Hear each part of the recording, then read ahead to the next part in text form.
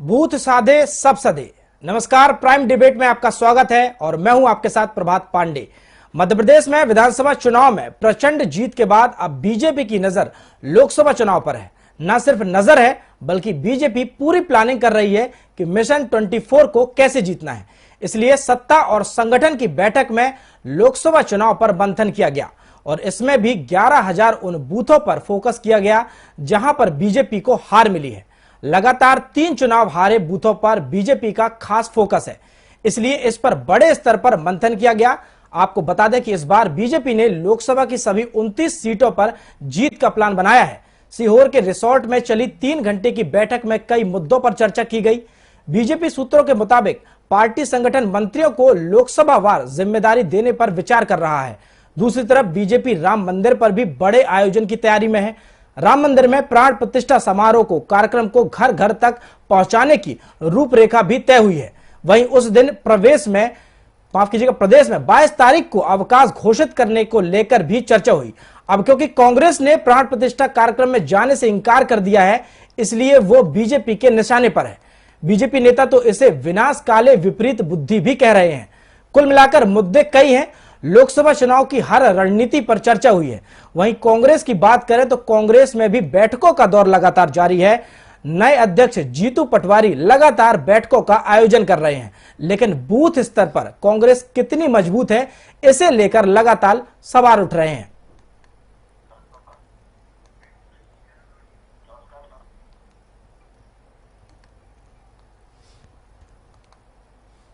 निमंत्रण भेजा है कभी भी कांग्रेस हमेशा तुष्टीकरण की राजनीति करती रही है। कांग्रेस को लग रहा है कि उनका मुस्लिम जो वोट बैंक उनसे न खिसक सकता है। ये तुष्टीकरण की राजनीति आज़ादी के 75 साल में लगातार कांग्रेस करती रही है। ये हिंदू विरोधी कांग्रेस है, यह राम विरोधी कांग्रेस है, यह राम के साथ साथ राष्ट्र विरोधी कांग्रेस है। सर, इन तमाम ये राम जो है ना किसी धर्म के नहीं है। मुझे लगता है कई विषय हो सकते हैं जो महत्वपूर्ण लोग सब रहने वाले माननीय से उपजाति बाकी सभी। क्या लोकसभा उम्मीदवारों के नामों पर भी चर्चा होगी क्या? ये तो सब ऊपर के विषय रहते हैं। मुझे लगता है इतनी बड़ी बैठक में सब विषय नहीं रहते हैं। ये पार्लियामेंट्री बोर्ड होता है, स्टेट का और सेंट्रल का होता है, वहाँ से ये सब डिस्कशन होते हैं। मुझे लगता है उसकी एडवांस तैयारी प्लानिंग की ये बैठक है जिसमें आज हम सबको जिम्मेदारी हो सकता है। मुझे लगता है कि क्या क्या करना है, अभी हम लोग को कोई एजेंडा दिया नहीं गया।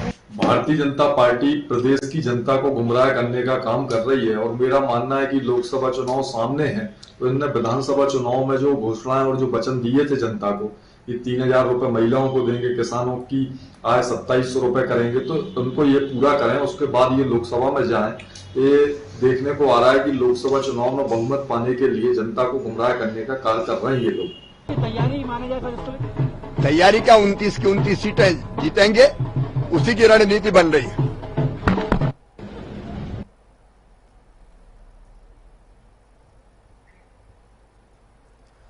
तो बूथ को साधने की कवायद तेज है। हारे हुए जो बूथ हैं, हारी हुई जो सीटें हैं, उस पर बीजेपी का फोकस है। कांग्रेस भी लगातार अपने हार की समीक्षा कारणों की बैठक कर रही है और लगातार जो है बैठकों का दौर कांग्रेस में भी जारी है। दोनों ही पार्टियां लोकसभा चुनाव को लेकर कमर कसी हुई है और 22 जनवरी को अवकाश भी घोषित हो सकता है। राम मंदिर की रामलला की जो प्राण प्रतिष्ठा का भव्य कार्यक्रम अयोध्या में होना है, उसे लेकर भी बयानबाजी तेज है। कांग्रेस ने निमंत्रण को ठुकरा दिया है, बीजेपी हमलावर है। तो तमाम मुद्दे हैं और इन्हीं मुद्दों पर आज हम चर्चा भी करेंगे।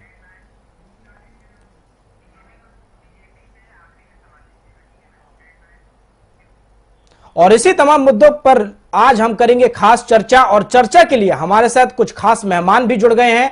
आपको हम परिचय करा दें, हमारे साथ बीजेपी प्रवक्ता ब्रजगोपाल लोया जी जुड़े हुए हैं, साथ ही साथ हमारे साथ कांग्रेस प्रवक्ता आनंद तारण जी जुड़े हुए हैं। आप दोनों का बहुत बहुत स्वागत है, ब्रजगोपाल जी, आनंद तारण जी। और हमारे साथ में वरिष्ठ पत्रकार कल्पना शर्मा भी जुड़ी हुई है। कल्पना जी, आपका भी इस खास चर्चा में बहुत बहुत स्वागत है। और चर्चा की शुरुआत में सबसे पहले कांग्रेस से करूंगा। आनंद तारण जी, मैं आपके पास आता हूं। बीजेपी तैयारियों में जुटी हुई है, आप भी लगातार समीक्षा कर रहे हैं। विधानसभा चुनाव में आपको हार मिली है और आप भी तैयारियों में जुटे हुए हैं। लगातार कांग्रेस में हम देख रहे हैं युवाओं को भी नेता जो है एक तरह से जिम्मेदारी दी गई है, युवा नेताओं को आगे किया गया है। इस बार कांग्रेस की 2000 लोकसभा चुनाव को लेकर क्या स्पष्ट जो है रणनीति रहने वाली है, कैसे बीजेपी का सामना होगा इस बार? देखिए, हम तो भाजपा का जो नकारात्मक पक्ष है उसको लेके आएंगे। 2013 के पहले जो वायदे किए थे कि 2 करोड़ नौजवानों को प्रतिवर्ष नौकरी देंगे, उन्होंने वायदा किया था कि हम डीजल पेट्रोल के रेट बढ़ रहे हैं उसको कम करेंगे। उन्होंने वायदा किया था कि काला धन लाएंगे, 15 लाख रुपए हर खाते में देंगे। उन्होंने वायदा किया था रुपया का अमूल्यन हो रहा है, जब से हमारा माथा झुक रहा है, हम उसको ठीक करेंगे, लेकिन आज 84 पार हो गए हैं। तो ये सब चीजें हैं। दूसरा, ये नोटबंदी के बाद उन्होंने बोला था 50 दिन के बाद किसी चौराहे पे बुला लेना, तो चौराहे पे तो नहीं आए प्रधानमंत्री जी। नोट जरूर 2000 रुपए का बंद हो गया। तो ये सब चीजें हैं, इन सब चीजों को लेके आएंगे, जो उनने वायदे किए थे उन सब चीजों को लेके आएंगे। और जो मध्य प्रदेश की जो 2 इंजन की सरकार है उसके नकारात्मक पहलू को भी लेके आएंगे। 4 लाख करोड़ के कर्जे से मध्य प्रदेश को लाद दिया, अब वो 2047 का सपना देख रहे हैं, उसकी परिकल्पना कर रहे हैं। अरे भाई, अभी 2024 की परिकल्पना कहते हैं। अभी जो हालात है, बेरोजगारी चरम सीमा पर है, लाइन आर्डर नाम की चीज नहीं है, लोग भी भूखों मर रहे हैं। आज लूटपाट फिर चालू हो गई है देश में, क्योंकि लोगों के पास रोजगार नहीं है। आनंद जी, लेकिन आनंद जी, यही तमाम मुद्दे लेकर आप विधानसभा चुनाव में भी गए थे, लेकिन विधानसभा चुनाव में कहीं ना कहीं आपको उसका फायदा नहीं मिला। बीजेपी ने एक तरह से क्लीन स्वीप किया। देखिए, हम तो हमेशा ईवीएम की बात कर रहे हैं आज भी, और आगे भी करेंगे कि बैलेट पेपर से चुनाव होना चाहिए। लेकिन इसके बाद भी ये जो मैदान है, जो राजनीतिक मैदान है, इसमें तो हमें अपनी बात रखना पड़ेगी। हर बात को बार बार जनता को समझाना पड़ेगा। जनता आज नहीं कल समझेगी, लेकिन इसका उदय तो होगा। भाई, हमने देखा था साइनिंग इंडिया का हासिल क्या हुआ, वो भी हमने देखा था। तो ये मोदी मैजिक है, इसका भी हम देखेंगे क्या होता है।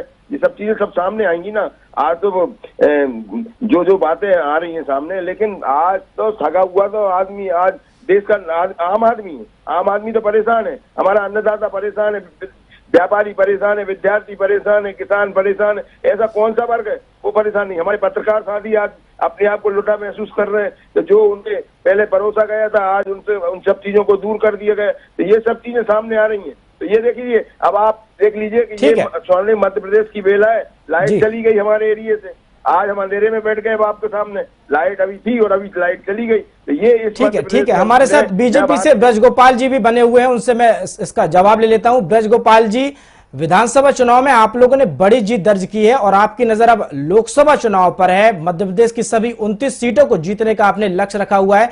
इस बार क्या कुछ स्ट्रेटेजी रहने वाली है? ये पहले तो मैं आदरणीय तारण जी को बड़ा इसकी जानकारी दे दूं कि उनकी लाइट कुछ सेकंडों में आ गई है। ये भारतीय जनता पार्टी की सरकार है। आनंद जी, बिल्कुल बेफिक्र होकर डिबेट करिए और हम पर आरोप लगाइए। एक छोटा सा निवेदन है कि भारतीय जनता पार्टी हर चुनाव को एक सापेक्ष नजरिए से लेती है। हम निरपेक्ष राजनीति नहीं करते। आप समझ लीजिए, इस देश में 2 राजनीति के ध्रुव हैं। एक कांग्रेस के नेतृत्व का INDI गठबंधन और एक भारतीय जनता पार्टी का नेतृत्व का NDA का गठबंधन। हम अपनी उपलब्धियां, अपने देश की उपलब्धियां, अपने प्रदेश की उपलब्धियां, हमारे द्वारा किए गए काम, हमने विकास के जो काम किए हैं वो, हमने जन कल्याण के जो काम किए हैं वो, इनको लेकर जनता के बीच जाते हैं और ये जाने का सिलसिला हमारा निरंतर है। ये हम सत्ता के स्तर की बात कर रहे हैं। जहां तक हमारे संगठन के स्तर की बात है तो हमने 65,000 बूथों तक पहुंचने का काम किया है और एक बड़ी प्रसन्नता है कि हमने ये लक्ष्य तय किया था कि हम हर बूथ पर विजय हासिल करें और 50% से ज्यादा वोट प्राप्त करें, केवल जीते ना। उसमें हमें बहुत सफलता मिली है और मध्य प्रदेश के विधानसभा चुनाव में 101 से ज्यादा विधानसभाओं में हमें 50% से ज्यादा वोट हासिल हुआ है। ब्रजगोपाल जी, हमने देखा था विधानसभा चुनाव में आप इस बार हारे हुए जो बूथ हैं उनको भी साधने की कोशिश कर रहे हैं, वहां भी अपना वोट प्रतिशत बढ़ाने की कवायद शुरू है बीजेपी की। हमने जिस तरह से देखा था कि विधानसभा चुनाव में आप लोगों ने हारी हुई सीटों पर पहले उम्मीदवार उतारे थे, इस बार भी क्या कुछ इस तरह की स्ट्रेटेजी रहने वाली है? देखिए, 39 सीटों पर हमने सबसे पहले उतारे थे, जिनका हमने नाम दिया था आकांक्षी विधानसभाएं। आप देखिए, उसका एक सार्थक परिणाम आया और 39 में से 26 सीट भारतीय जनता पार्टी उसमें से चुनाव जीती। दूसरी बात, इस बार हमने उनको बूथों को लक्ष्य किया है कि जिन बूथों पर भारतीय जनता पार्टी पिछले 4 चुनाव में बूथ नहीं जीत पाई है, उनको हम किस तरह से प्रबंधन की दृष्टि से देखें, या ऐसे बूथ जिनमें हम कभी जीतते हैं कभी हारते हैं, उन बूथों को हमने चिन्हित किया है और वहां हम अपना प्रयास बढ़ाएंगे कि क्यों हमारी बात वहां के लोगों तक नहीं पहुंच सकी है, हमारी क्या कमी रह गई है। क्योंकि देखिए, भारतीय जनता पार्टी आत्मावलोकन भी करती है और जो राजनीतिक आत्मावलोकन नहीं करते हैं उनकी दुर्दशा देश देख रहा है। तो हम आत्मावलोकन करते हैं और ऐसे बूथ चिन्हित करते हैं। और एक बात और आपसे कहूंगा, भारतीय जनता पार्टी का संगठन ही एक ऐसा संगठन है जो स्वयं के लिए चुनौतियां तय करता है। हम स्वयं के लिए चुनौती तय करते हैं।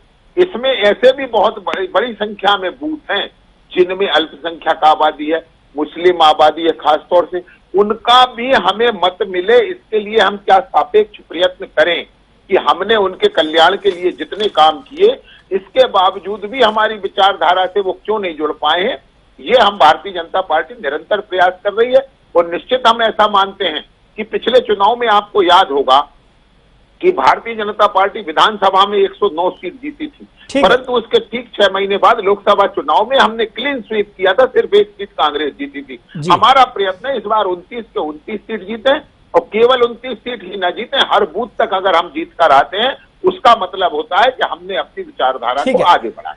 ठीक है, ठीक है। गोपाल जी हमारे साथ वरिष्ठ पत्रकार कल्पना शर्मा जी भी बनी हुई है। कल्पना जी, मैं आपका रुख करता हूं। बीजेपी भी दावे कर रही है 29 सीट जीतने के, और जो कांग्रेस है वो भी कह रही है कि वो हार के कारणों की समीक्षा करके इस बार बाउंस बैक करेगी। आप इसे कैसे देखते हैं? क्योंकि विधानसभा चुनाव में हमने देखा कहीं ना कहीं विपक्ष में एक अंतरकल है स्पष्ट नजर आई। बैठकें जो हुई कांग्रेस की, उसमें भी हमें जो नेता थे उन्होंने कहा कि कांग्रेस में सांप पाले हुए हैं, जैसे बयान सामने आए, अंतरकल है। आप इसको कैसे देखती हैं? देखिए प्रभात जी, सबसे बड़ी बात यह है कि भारतीय जनता पार्टी, मैं कई बार पहले भी कह चुकी हूँ कि वो अगले दिन से ही चुनावी मोड में रहती है। जिस दिन इलेक्शन होते हैं वो रिजल्ट का वेट नहीं करते हैं, परिणाम बाद में आते हैं, उससे पहले ही वो अगले मिशन की तरफ लग जाते हैं, अगले उसके लिए कार्य करते हैं। यही स्थिति इस बार को देखने को मिली। आप देखिए कि जब विधानसभा चुनाव अभी हुए, आपको मालूम है कि 6 महीने का टाइम भी आपके पास नहीं है। ऐसे में आपने संगठन में परिवर्तन कर दिया है। अब तक आपको कमलनाथ जी पे बहुत ज्यादा भरोसा था, अचानक से जीतू पटवारी को कमान दे दी गई है मध्य प्रदेश की कांग्रेस से। तो मुझे ऐसा लगता है कि अब नया जो व्यक्ति आएगा वो संगठनात्मक बहुत सारे बदलाव करता है। बदलाव का ये जो समय है, ये अगर बदलाव करने में बीत जाएगा तो चिंतन मनन का जो टाइम होना चाहिए था उसको समय कब मिलेगा। और सबसे बड़ी बात की नीति आप देखिए, जब तक आपका विजन और मिशन दोनों पर आप काम नहीं करेंगे तब तक लोकसभा चुनाव की डेट आ चुकी होगी। क्योंकि उसके बाद अगर आप प्रयास भी करते हैं, जनता के बीच जाने की बात करते हैं, तो जनता के बीच जाने के पास आपके पास टाइम कब बचा? आपको बूथ वाइज काम करना है। देखिए, बीजेपी जहां हारी हुई सीटों पर चिंतन करने की बात कर रही है, हारी हुई सीटों पर पहुंचने की बात कर रही है, वहीं अभी तक सिर्फ हार की समीक्षा की जा रही है, जो सिर्फ बीजेपी कांग्रेस स्तर में की जा रही है। उससे बाहर निकलकर लोगों के बीच जाकर के जिस तरह से काम करने बात करने की आवश्यकता थी, उनके उन पॉइंट को समझने की आवश्यकता थी कि जिसको लेकर के कांग्रेस ने हार का सामना किया, उसे कौन से कारण थे। क्योंकि अभी बहुत लंबा समय नहीं गया था, 18 महीने की सरकार कांग्रेस रही है। उसके बाद उनके साथ सिंपैथी थी कि कहीं ना कहीं भारतीय जनता पार्टी ने खरीद फरोख्त की, जैसा कि आरोप कांग्रेस लगाती है। तो इसका बेनिफिट भी अगर कांग्रेस को नहीं मिला तो उनकी समीक्षा करने का जब समय आया तब उनमें भीतर कलेश हुआ। और भीतर कलेश ठीक है, अभी जो परिवर्तन हुआ है उसी का मैनेजमेंट, सब जगह पदाधिकारी बदलने की बात चल रही है, उसी को लेकर के अभी काम है। अभी चिंतन मनन हार जीत पर नहीं किया जा रहा है, अभी तो सिर्फ पदों का बंटवारे को लेकर बात की जा रही है। कल्पना जी, लौटूंगा मैं आपके पास। ब्रजगोपाल जी, मेरा आपसे सवाल है, राम मंदिर का मुद्दा जो है, राम मंदिर का भव्य जो है प्राण प्रतिष्ठा होने जा रही है और बीजेपी इसको लेकर लगातार जो बड़े बड़े आयोजन भी कर रही है, तो क्या माना जाए, क्या 2024 का लोकसभा चुनाव है, क्या ये राम मंदिर के इर्द गिर्द ही घूमने वाला है?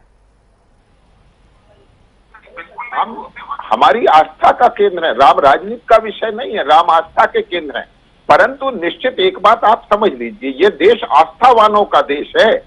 जब आस्था के केंद्र को किस तरह से कांग्रेस नकार रही है, वो भारतीय जनता पार्टी उनके उत्थान और कल्याण का काम कर रही है, तो ये निश्चित है कि राम जो सनातन है, जो सबके हैं, परंतु कुछ लोग अपने वोट बैंक की खातिर जब राम को स्वीकार करने से इंकार कर देते हैं, फिर राम मंदिर को स्वीकार करने से इंकार कर देते हैं और फिर न्योता स्वीकार करने से इंकार कर देते हैं। बिल्कुल, कांग्रेस ने न्योता जो है ठुकरा दिया है राम मंदिर के। जी, देखिए आप मुझे, मैं फिर से एक बात कहता हूं, मैं आनंद जी के पक्ष की एक बात कहता हूं, लाखों लाख कांग्रेस के कार्यकर्ता इस निर्णय से कितने दुखी हैं ये कांग्रेस कब सोच पाएगी। हमारे साथ हम अक्षत वितरण करने जा रहे हैं और हम गर्व के साथ इस बात को कहते हैं कि जो कांग्रेस का कार्यकर्ता 2 माह पहले कांग्रेस के लिए वोट मांग रहा था, आज वो अक्षत वितरण कर कर राम लला के भव्य और दिव्य मंदिर के लिए निमंत्रण भी बांट रहा है। परंतु कांग्रेस के केंद्रीय नेतृत्व ने उसको ऐसी उलझन में फंसा दिया है कि यदि वो जाता है तो अपने नेतृत्व की अवहेलना है और ना जाए तो समाज से कट जाए। आज समाज में हर्षोल्लास व्याप्त है, पूरा समाज रामलला के अपने दिव्य भव्य मंदिर में आने की प्रतीक्षा कर रहा है। उस समय कांग्रेस पार्टी ने अपने कार्यकर्ताओं के लिए भी समाज का वो दरवाजा बंद कर दिया। आज आप देख रहे हैं कि कितने कार्यकर्ता कांग्रेस के इसका आग्रह कर रहे हैं, कितने लोगों ने इस्तीफा दिया है, कितने जिम्मेवार लोगों ने कहा है कि नहीं हम तो जाएंगे भले ही कांग्रेस कुछ भी कहे। एक सुबह मुझे कांग्रेस का छोटा सा कार्यकर्ता मिला, उसने मुझसे बिल्कुल सीधे शब्दों में कहा कि भाई साहब हमारी पार्टी ने तो ऐसा काम कर दिया कि आने वाले 20 साल तक हमारा। मैं आनंद जी से मैं जवाब ले लेता हूं, आनंद जी से इसका जवाब ले लेता हूं। आनंद जी, आपकी पार्टी को न्योता मिला और आपकी पार्टी ने ये जो भव्य कार्यक्रम हो रहा है 22 तारीख को अयोध्या में, इसका निमंत्रण ठुकरा दिया। क्या इतने बड़े आयोजन का कांग्रेस हिस्सा नहीं बनेगी? देखिए, हमारे धर्माचार्यों ने, हमारे शंकराचार्यों ने जब न्यास से बोला कि भाई अभी इसका टाइम नहीं है, जब तक राम मंदिर पूरा नहीं हो जाता तब तक ये सब मत करिए, लेकिन कहीं ना कहीं भारतीय जनता पार्टी, कहीं ना कहीं आरएसएस का दबाव उनके ऊपर था और उन्होंने उस चीज को करा था। धर्माचार्यों ने या शंकराचार्यों ने इस सब चीजों का विरोध किया। हमारे जो वरिष्ठ नेता उन्होंने केवल इसलिए ठुकराया कि इसमें कहीं ना कहीं भारतीय जनता पार्टी इस तरह की पॉलिटिक्स कर रही है और आरएसएस और इसलिए उन्होंने बोला कि भाई हम नहीं जाएंगे। लेकिन कांग्रेस ने ये कहीं नहीं बोला कि कोई कार्यकर्ता नहीं जाएगा, कोई नेता नहीं जाएगा। उन्होंने सबके उनने 3 अपने लोगों की बात कर रहे थे, जो 3 लोग थे उनने अपने लिए मना करा था। कोई कांग्रेस कार्यकर्ता के लिए कहीं बंधन नहीं है, जिसको जब जाना जाए। आप देख लीजिए पूरी उत्तर प्रदेश कांग्रेस कमेटी 15 तारीख को जा रही है, तो हम भारतीय जनता पार्टी की बाल पे थोड़ी गिरेंगे, हम आरएसएस की बाल पे थोड़ी खेलेंगे। भाई राम मंदिर सबका है और सबका उसमें हर आदमी का उसमें पैसा भी लगा है, उसका मन भी लगा है, सब चीजें। रामलला सबके हैं, भारतीय जनता पार्टी की वो नहीं है उसके अंदर कि उन्होंने उसे कॉपीराइट करा लिया हो। लेकिन आपके पार्टी के लोग जिस तरह की बात आनंद जी, लेकिन आपके ही नेता हैं, इसे आत्मघाती फैसला बता रहे हैं। वो कह रहे हैं कि गलत निर्णय लिया है, एक बार फिर से पार्टी को ज्वाला कमान जाने का जिन्होंने निर्णय नहीं लिया है, जिन्होंने मना कर दिया है जाने से, उनको एक बार पुनर्विचार करने की बात कह रहे हैं आप ही की पार्टी के नेता। देखिए प्रभात जी, हमारी पार्टी के नेताओं ने सब स्पष्ट कर दिया है कि भारतीय जनता पार्टी इसमें राजनीति कर रही है, आरएसएस इसमें राजनीति कर रही है। जब हमारे धर्माचार्यों ने, जब हमारे शंकराचार्यों ने ये सनातन की बात कर रहे हैं भारतीय जनता पार्टी, तो कौन सा समाज सनातन का सम्मान कर रहे हैं? इनका सनातन केवल भाजपा ही है, इनका सनातन केवल अपनी लाइन पे चलना चाहिए। ये सब धर्मगुरुओं से, सब शंकराचार्यों से ऊपर हो गए आदरणीय मोदी जी जो चाहते वो सेकंड का समय लूंगा। इस तरह की बातें करते हैं, इस तरह के हिंदुत्व की बात कर रहे हैं। इन्होंने तो हिंदू को भी तोड़ दिया, इन्होंने सनातन धर्म को भी धज्जियां उड़ा दी, इन्होंने शंकराचार्यों का भी अपमान कर रहे हैं, उनकी बात कोई मानने को तैयार नहीं है। तो ये कौन सा हम कौन से सनातन? ठीक है, जवाब दीजिए ब्रजगोपाल जी, जवाब दीजिए। आप धर्म पर राजनीति कर रहे हैं, खड़ा कर दिया। आनंद जी देखिए, मैं आपको सुन रहा था, आप मुझे 30 सेकंड सुन लीजिए, मैं आपको 4 मिनट से सुन रहा हूं। अरे भैया, आप हमारा नहीं है ठेका, हम हाथ जोड़कर आपसे आग्रह करते हैं, राम सबके हैं, राम तो उनके भी हैं जो राम का द्रोह कर रहे हैं। हर व्यक्ति, हर समाज, हर वर्ग उन्हें मानता है। भैया प्रभात जी, आप कैसे बंद करवा पाएंगे? वाला चरित्र है ये, तो केवल और केवल। जवाब दीजिए ब्रजगोपाल जी। आनंद जी, मैं आऊंगा आपके पास, जवाब दीजिए आप। नहीं देखिए, मैं बड़ा विनम्रता से कहना चाहता हूं कि आपकी जानकारी का अभाव है। 2 शंकराचार्य, देश के 2 शंकराचार्यों ने, स्वामी सदानंद जी महाराज ने और स्वामी भारती तीर्थ स्वामी जी ने पत्र जारी करके ये कहा है कि हमने राम मंदिर के प्राण प्रतिष्ठा का या किसी कार्यक्रम का कोई विरोध नहीं किया है और सारे राम भक्तों को वहां जाना चाहिए। ये आज उन्होंने पत्र जारी किया है। ये उन शंकराचार्य जी के पीछे छुपने की कोशिश कांग्रेस पार्टी कर रही है। फिर शंकराचार्य जी को मैं बताता हूँ, दीपावली 2004, 11 नवंबर 2004 की आधी रात को जिन्हें आपने गिरफ्तार कर लिया, उनके पीछे छुपने की कोशिश कर रहे हैं। उन्हें क्या प्रताड़ना? देखिए आनंद जी, मैं आपके साथ कोई बहस नहीं करना चाहता, क्योंकि आप बिल्कुल गलत शब्द का भी इस्तेमाल में कर दूंगा। आप कुछ सुनते नहीं है, केवल अपनी भागते हैं। सबसे बड़ा मोदी जी को मानते, ठीक है भैया, शंकराचार्य जी को कहीं बड़ा मानता ही नहीं है। प्रभात जी, मैं एक करके अपनी बात रखेंगे तो सबकी बात जो है वो जनता तक पहुंचेगी, दर्शकों तक पहुंचेगी। जी आप बोलिए ब्रजगोपाल जी। आप से आग्रह है जी, आनंद जी इस बात को सुने। 2 शंकराचार्यों ने पत्र जारी करके कहा है कि हमारा पूरा आशीर्वाद उस आयोजन के साथ है और हम हर सनातनी से ये आग्रह करते। आनंद जी कृपया अगर आप बीच में बोलेंगे तो मैं डिबेट नहीं होता, तब तक नहीं करा जाता। आपको तो विषय भी आनंद जी मैं आऊंगा आपके पास। बुलंदा लेके आ गए, किस तरह की बातें आप कर रहे हैं? यही तो आपका चरित्र है, यही आपका चरित्र है कि आप झूठ बोलो, बार बार बोलो। जो अच्छा ठीक है प्रभात जी, आपके पास किसी की आवाज बंद करने का अगर मैकेनिज्म नहीं है तो आनंद जी मैं लौटूंगा आपके पास। आप जो सवाल उठा रहे हैं उन्हीं का मैं जवाब ले रहा हूं ब्रजगोपाल जी से। ब्रजगोपाल जी जवाब दीजिए। लेकिन कहीं ना कहीं लोगों के मन में ये एक सवाल भी है कि जब तक मंदिर का निर्माण पूर्ण रूप से नहीं हो जाता, आखिर जो प्राण प्रतिष्ठा है उसमें बीजेपी इतनी जल्दबाजी क्यों कर रही है? आप मुझे एक बात बताइए, जो आज पूर्णता का और शिखर का इंतजार कर रहे हैं, रामलला बरसों टेंट में रहे तब उनको एक केवल आश्रय मिल जाए उसकी चिंता कभी नहीं की। रामलला टेंट में रहे, रामलला एक मस्जिद में रहे, 75 वर्षों तक रामलला इस स्थिति में रहे तब चिंता नहीं हुई। और मैं ऐसे सैकड़ों मंदिर आपको बता दूं जिनमें प्राण प्रतिष्ठा हो गई, भगवान की पूजा अर्चना प्रारंभ हो गई। ये मैं नहीं बात करूंगा भैया। प्रभात जी मैं क्षमा चाहूंगा, और आनंद तारण जी जब भी इस तरह की डिबेट में हो तो आप कृपया मुझे आमंत्रित ना करें। आनंद जी मैं आऊंगा, आपकी प्रतिक्रिया भी लूंगा, लेकिन आप जो सवाल खड़े कर रहे हैं उनका जवाब पूरा हो जाने दीजिए। तब उस समय हुआ था, आप कैसी बातें करते हैं? तो कांग्रेस इससे राजनीति नहीं करती। कांग्रेस तो बताना चाहती है आज, तो जो आप राजनीति कर रहे हैं वो कहाँ अब तक उचित है? तो हमारे पास समय की कमी थी, लगातार आनंद जी बोल रहे थे, हम जवाब ले सकते थे ब्रजगोपाल जी से, लेकिन हमारे पास वक्त की कमी है। फिलहाल शुक्रिया आप तीनों मेहमानों का इस चर्चा में शामिल होने के लिए। हमारे साथ बीजेपी प्रवक्ता ब्रजगोपाल लोया जी बने हुए थे, आपका बहुत बहुत शुक्रिया ब्रजगोपाल जी चर्चा में शामिल होने के लिए। साथ ही साथ कांग्रेस प्रवक्ता आनंद तारण भी हमारे साथ बने हुए थे, आपका भी बहुत बहुत शुक्रिया आनंद जी चर्चा में शामिल होने के लिए। और वरिष्ठ पत्रकार कल्पना शर्मा जी हमारे साथ जुड़ी हुई थी, आपका भी बहुत बहुत शुक्रिया इस पूरी चर्चा में शामिल होने के लिए। तो सुना आपने, बीजेपी कांग्रेस एक दूसरे पर आरोप प्रत्यारोप लगा रही है। हालांकि बीजेपी अपनी तैयारियां मुकम्मल करने में जुटी है, वहीं कांग्रेस फिलहाल मीटिंग्स में उलझी है। वहीं राम मंदिर के कार्यक्रम का आमंत्रण ठुकराकर कांग्रेस बैकफुट पर नजर आ रही है, क्योंकि उस पर राम विरोधी होने का ठप्पा सा लगता दिखाई दे रहा है। बहरहाल लोकसभा चुनाव का रण कौन जीतेगा ये तो वक्त बताएगा, लेकिन सियासत थमने का नाम नहीं ले रही। इस खास चर्चा में इतना ही, लेकिन खबरों की तमाम अपडेट के लिए आप देखते रहिए TV27 न्यूज। नमस्कार।